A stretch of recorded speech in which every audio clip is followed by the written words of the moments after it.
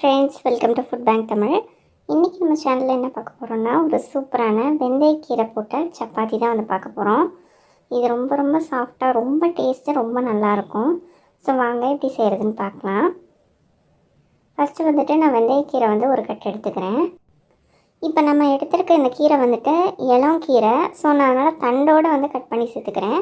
Suppose வந்துட்டு நல்லா முத்தன கீரையாக இருந்துச்சு அப்படின்னு சொன்னால் வெறும் இலைகளை மட்டும் நம்ம பிச்சே எடுத்துக்கலாம்.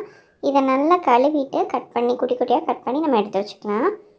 இப்போ வந்துட்டு நான் ஒரு பாத்திரத்தில் 200 அதாவது ஒரு கிளாஸ் அளவுக்கு தண்ணி வந்துட்டு கொதிக்க வச்சுருக்கேன்.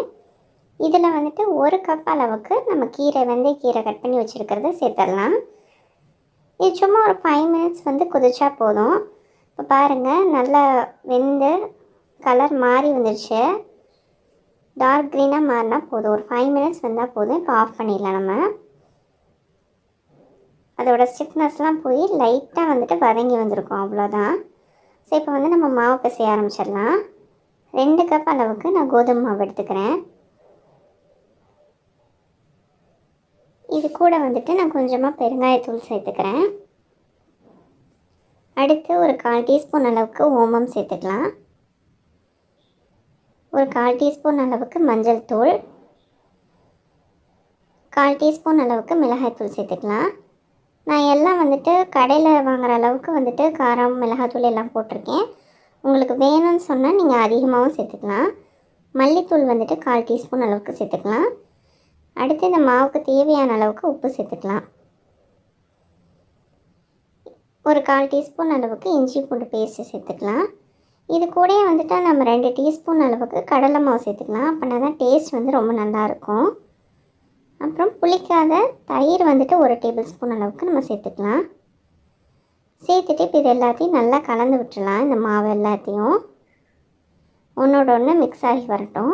அடுத்து வந்துட்டு நம்ம வேக வச்சு வச்சுருந்தோம் இல்லையா வெந்தயக்கீரை, அந்த கீரையை மட்டும் நம்ம தனியாக எடுத்துகிட்டு அந்த மாவோடு சேர்ந்து நல்லா கலந்து விட்டுடலாம். நல்லா கலந்து வந்துடுச்சு. அடுத்து நம்ம வெந்தயக்கீரை வேக வச்சோம் இல்லையா, ஸோ அந்த தண்ணியை சேர்த்து ஃபஸ்ட்டு வந்துட்டு சப்பாத்திக்கு மாவு பிசைய ஆரம்பிச்சிடலாம். இந்த சப்பாத்தி வெறுமனே சாப்பிட்றதுக்கே ரொம்ப சூப்பராக இருக்கும். சப்போஸ் உங்களுக்கு சைட் டிஷ் வேணுன்னா ரைத்தா யூஸ் பண்ணிக்கலாம். இப்போ வந்துட்டு நான் எல்லா தண்ணியும் ஊற்றி பிசைஞ்சிட்டேன். ஆனால் எனக்கு வந்து பத்தலை. ஸோ நான் எக்ஸ்ட்ராவாக தண்ணி சேர்த்துக்கிறேன். நார்மலான வாட்டர் சேர்த்து நல்ல சாஃப்டான டோவாக நம்ம பிசைஞ்சு எடுத்துக்கலாம்.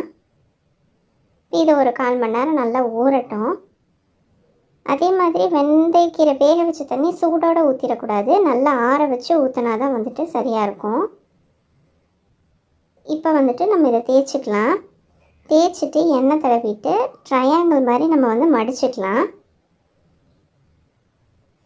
மடிச்சுட்டு இப்போ வந்துட்டு நம்ம யூஷுவல் சப்பாத்தி தேய்க்கிற மாதிரி தேய்ச்சிட்டு போட்டோன்னு சொன்னால் நல்லா சாஃப்டாக நமக்கு புரோட்டா மாதிரி வந்துட்டு லேயர் லேயராக டேஸ்ட்டாக கிடைக்கும். ஸோ அதுக்காக இந்த மாதிரி ஃபோல்ட் பண்ணிக்கிறோம். இப்போ 2 பக்கமும் நார்மலாக எண்ணெய் சேர்க்குறதா இருந்தாலும் சரி, நெய் சேர்க்குறதா இருந்தாலும் சரி, அது நம்மளோட இஷ்டம்தான். நான் நார்மலான எண்ணெய் சேர்த்து இந்த சப்பாத்தியை மீடியம் ஃப்ளேமில் வச்சு நம்ம சுட்டு எடுத்துக்கலாம். அவ்வளோதான் ஃப்ரெண்ட்ஸ், நம்மளோட சப்பாத்தி வந்து சூப்பராக ரெடி ஆகிடுச்சு. இதை வந்து புரோட்டா அடிக்கிற மாதிரி அடிச்சுட்டு அப்புறம் சாப்பிட்டோன்னு சொன்னால் ரொம்ப சூப்பராக இருக்கும். ஸோ கண்டிப்பாக ட்ரை பண்ணி பாருங்கள் ஃப்ரெண்ட்ஸ். தேங்க்யூ.